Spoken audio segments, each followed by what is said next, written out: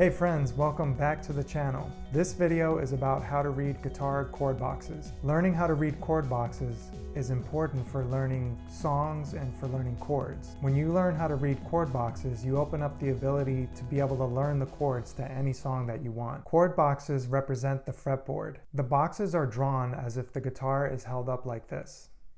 Chord boxes consist of vertical lines, and those vertical lines represent each string on the guitar. The thick horizontal line up at the top represents the nut of the guitar. The horizontal lines underneath the nut represent the frets of the guitar.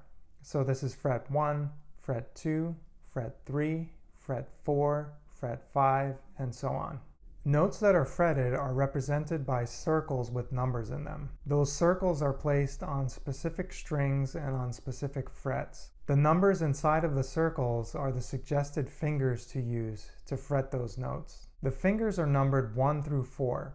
Your index finger is 1, your middle finger is 2, your ring finger is 3, and your pinky is number 4. When I'm reading chord boxes and learning something new, I see the finger numbers as suggestions, and that's because sometimes I'll use different fingers to form a chord, either because it's more comfortable or because it's more efficient moving from that chord to another or from a different chord into that chord that I'm learning. But that's a little bit more of an advanced approach, so in the beginning, if you're just starting out learning guitar, you should just follow the finger numbers that are in the chord boxes, and that's a great place to start when you're learning new chords. A lot of times when you're looking at a chord box, you'll see an X or an O above any particular string. An X above a string means don't play that string. An O above a string means to play that string open and let it ring out. Here's the A minor chord box. The X above string 6 means don't play that string. The O's above strings 1 and 5 means to play those two strings open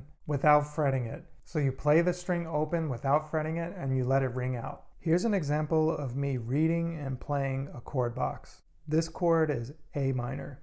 You'll see the X above the 6th string, and again, that means don't play that string. Avoid playing it, or you can also mute it. So with A minor, you have those two options. So what you can do is you can start strumming from the 5th string, the A string, through down to the 1st string.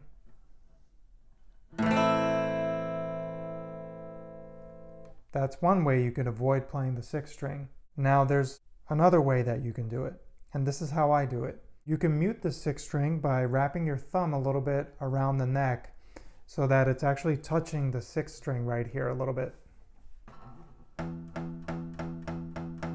You can hear that that 6th string is muted.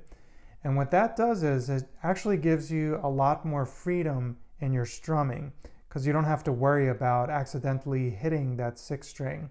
So if I play the entire A minor chord, it just sounds like this. Right? So that 6th string is muted. And like I said, it just gives you more freedom in your strumming.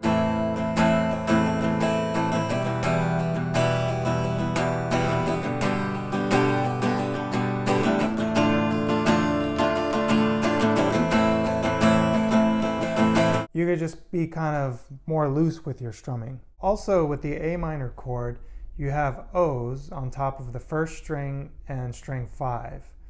So the high E string, string 1, and string 5, the A string. So again, when you see those O's, that means that you don't fret those strings. So in this case, the 1st string is open, and so is the 5th string.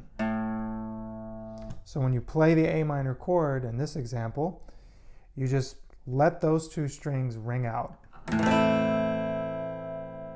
And you could probably really hear the 1st string really ringing out clearly. You'll get the hang of reading chord boxes the more that you practice reading them and try to learn new chords off of those chord boxes. I would suggest to either go to a site where you can read some chord boxes or get a songbook of your favorite songs and just practice checking out those chord boxes and seeing if you can read them and try forming the chords. That's the best way of getting better at reading chord boxes. That's the end of my video on how to read chord boxes. If you like this video, please click over here to check out my latest upload. I'll be creating more videos on this channel constantly, so if you have a request for something you'd like to see me cover in a video, please leave a comment down below and I'll do my best to get to it. And hit the subscribe button if you want to see more of my guitar related videos. Thank you so much for watching, and hopefully I'll see you in the next video.